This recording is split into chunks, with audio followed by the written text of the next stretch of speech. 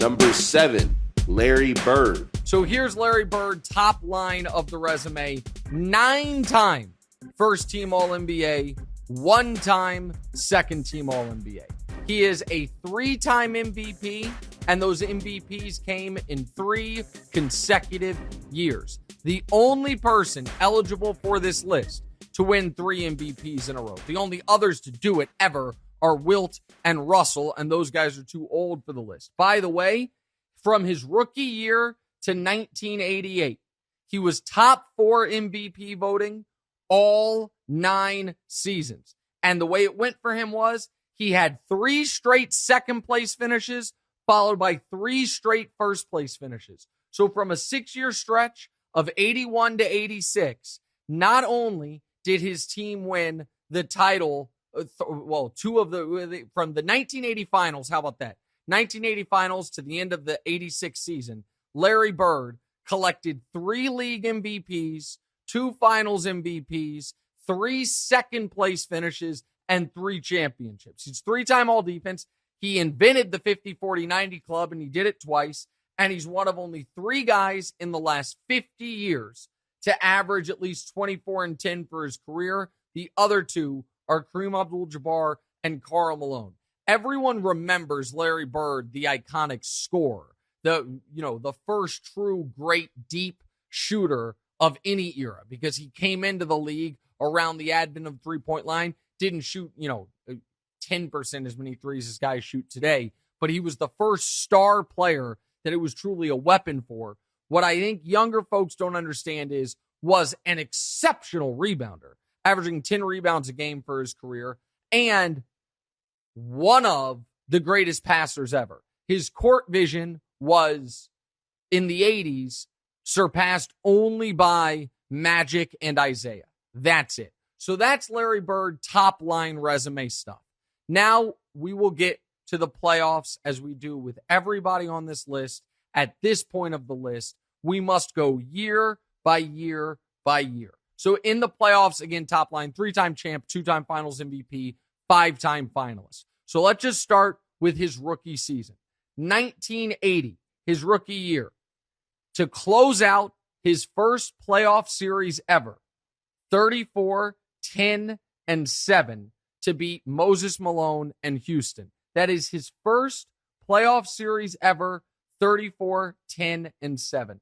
He averaged 22, 14, and 4 in a round 2 loss to Dr. J in Philly, and had 31 and 12 in the Celtics' only win of that series. So that's Larry Bird. Couple interesting things that you're going to hear there. One is, Houston was in the East. They were in the East. There were some weird geographical alignments in the early 80s. But also, the guy averaged 22, 14, and 4 as a rookie in round 2 against Dr. J.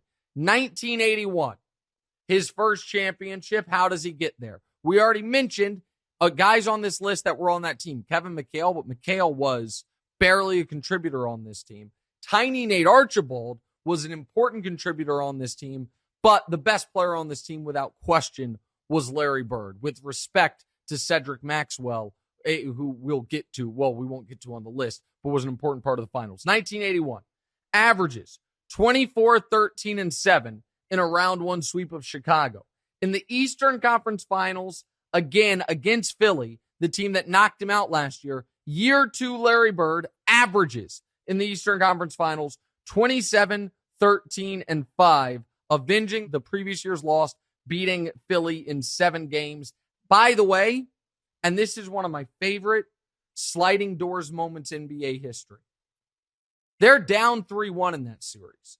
They come back and win game 5, 6, and 7. And if you remember our Dr. J discussion, the Celtics won games 5, 6, and 7 by a combined 5 points.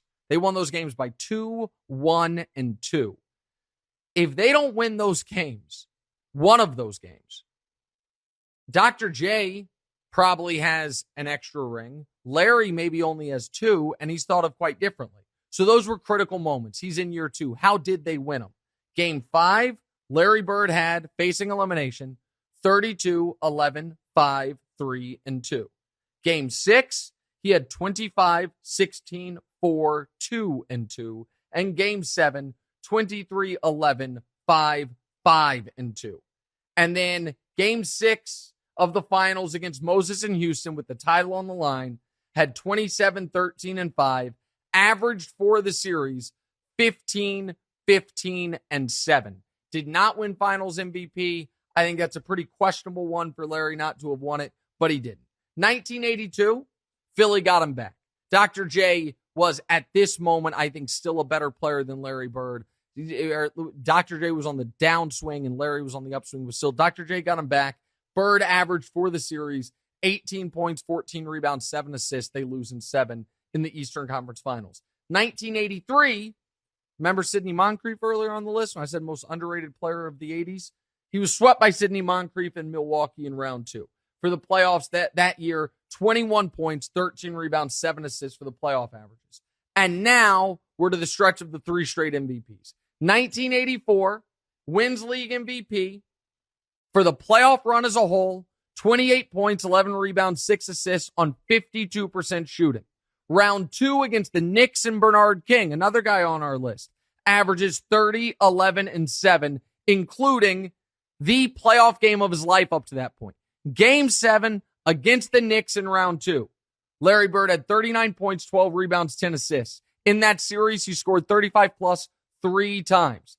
The next round got revenge on Moncrief and the Bucks in the Eastern Conference Finals. And then in the finals against Magic and Kareem and the Lakers, 29 and 21, a 29-point, 21-rebound game, down 2-1 in Game 4 to even the series. Followed that up with a 34-point, 17-rebound game to go up 3-2. And they win the title in 7. He's finals MVP. They have 2 overtime wins in that series. So that's one that, man, another sliding. So 2 of his first 3 titles easily could have gone the other way. He averages for the finals 27, 14, and 4. 1985, as the defending champs, averages 35, 11, and 6 in round 1 in a sweep of Cleveland. Again, he's the defending champ, comes into the playoffs, league MVP again, averages 35 and 11 with 6 assists in round 1 against Cleveland. Against Isaiah and the Pistons in round 2, Game 2, to go up 2-0, 42 points, 10 rebounds, 6 assists. And then 43, 13, and 5 to go up 3-2 in a critical Game 5. They would win in 6. They dismantle the Sixers in the Eastern Conference Finals, but that Lakers team in 85, nobody was beating them. The Lakers crush them. And, well, crush them is unfair. The Lakers won the series in 6 games. Bird, though, acquitted himself quite nicely. 24 points, 9 rebounds, 5 assists. 1986, then we get there. What many people, not me, but many people consider the best team ever. It's his 3rd straight league MVP. He's going to finish it with another finals MVP. They sweep the Bulls in round 1. You know who's on that Bulls team, right? Michael Jordan. They swept him in round 1. And in Jordan's famous 63-point double overtime game, Larry had 36 points, 12 rebounds, 8 assists. They beat Dominique in Atlanta in round 2, including 20, while averaging 27 points, 10 rebounds, 7 assists. They sweep Milwaukee in the Eastern Conference Finals. He averages 27 points, 9 rebounds, 8 assists, 2 steals. So they're 11-1 en route to the finals. In those finals, they're playing Houston. Remember Akeem from last week? We talked about that Houston team that also had Ralph Sampson. He averages in the finals 24 points, 10 rebounds, 9 assists. Is 2 total assists shy, I think it was 2, of averaging a triple-double for the finals, something only LeBron would do later in, NBA history. He has 29 and 12 in Game 6 to win the title. So that's the end of his championships. It's not the end of his great playoff moments. 1987, sweeps Jordan again in round 1. Seems relevant. 32, 14, and 6 to finish off that sweep. To open round 2 against Moncrief in Milwaukee. 40 points, 11 rebounds, 7 assists, 4 steals. And then to go up 3-2 or 3-1 in that series. 42, 7, and 8 in a double overtime victory. And then in Game 7 against Milwaukee, 31, 10, and 8. So think about this for a moment. They win the title in 1984. They lose in the finals in 1985. They win the title in 1986. Bird is league MVP all 3 years, finals MVP twice. Then in 1987, seemingly exhausted, he has sweeps Jordan in round 1, goes 7 in round 2 against a very good Milwaukee team, is a monster in the critical games of the series. It opens the series with a 40-point game. It has another 40-point game to go up 3-1. Then, when they lose games 5 and 6 in game 7, has 31, 10, and 8 to move on to face Detroit. Against Detroit, they're tied with the Pistons, 2-2, averages 36, 10, and 7 in the final 3 games to win that series in 7, including in game 7, 37, 9, and 9. So that is 4 straight trips to the finals in a period where he's winning all the league MVPs. In the finals, once again, the Lakers were too much. Bird, though, played well again, 24, 10, and 6 for the finals.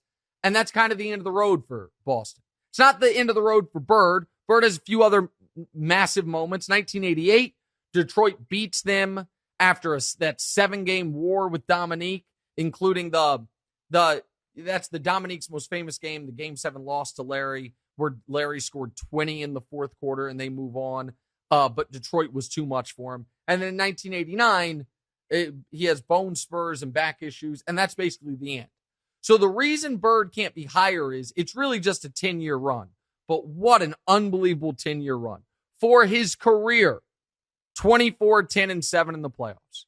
The only other person to he averaged 24, 10, and 7. The only other person in playoff history to average 20, 10, and 5 is Giannis. Giannis, by the way, I think one day will probably supplant Larry Bird, pass Larry Bird, but hasn't yet. Larry Bird, your 7th greatest player of the last 50 years. Let's go to some Larry Bird callers before we move on. Hey, Nick, I was just doing a quick Danny Ainge contribution ride where I think about all the things that Danny has contributed to the NBA, and it got me thinking about Larry Bird. I saw you have Larry Bird at 7 on your top 50 list. 7. Really? There are 6 guys better than Larry Bird. You have Luka Legend at 20. How do you only have Larry Legend at 7? Larry's just like Luka, but a much better defender. Plus, besides Danny Ainge, Larry Bird never had a top 20 guy with him. I mean, Magic had Kareem and Kobe had Shaq. Who did Larry Bird have? I gotta get back to my contribution ride, but Larry at 7. That's crazy. Want to hear one of my favorite Larry Bird stories? Good, because I'm going to tell it to you. At the end of a long road trip, Portland Trailblazers coming up on the schedule, Larry Bird turns to his teammates and says, "You know what, fellas? I'm going to play tomorrow left-handed." And wouldn't you know it, he does. Goes out there and scores 47 points. Not all of them left-handed, but a lot. Then the other day, I saw a video of Larry Bird signing autographs with his left hand. Larry Bird is left-handed. Ruined a memory. I wasn't there. I was 8. But it was on the Larry Bird VHS tapes, and I've incorporated that into my memory bank. So, Nick, did this ruin an all-time great Larry Bird story? Not my telling of it, the idea that he's left-handed. No, let me respond to Wilds and then Jenna. Larry Bird, much like a couple other all-time greats, LeBron James and myself, writes left-handed but plays sports right-handed. His right hand dominant, but writes and probably eats left-handed. So he is right-handed. He played that game left-handed. He had a lot of legendary stuff. It didn't make, it's not one of the reasons he's top 7 all-time, but the three-point contest thing was pretty legendary. Hell, the McDonald's horse commercials with Jordan from the early 90s, those were pretty legendary. Now, as far as Jenna's point, that he didn't have another all-timer alongside him. That's true. What's also true, though, is he had Tiny Nate Archibald for ring 1, and McHale was there. McHale wasn't great. He had Parrish for basically the entirety of it. He had Walton in 86 along with McHale. It's not like he didn't have excellent teammates. Those Celtics teams were great, even though they didn't have another super-duper star. But, I mean, McHale was, top 35 on our list. Pretty damn good. And so I think I think 7 is perfectly fair to him, especially when you think of the 6 guys who are ahead of him. Number 7 on the list, Larry Bird. Hey, thanks for watching. Hit the subscribe button to get more from the show, and make sure to click the bell to get notified every time new content drops. Check out full episodes of What's Right wherever you get your podcasts, or just click the link in the description below.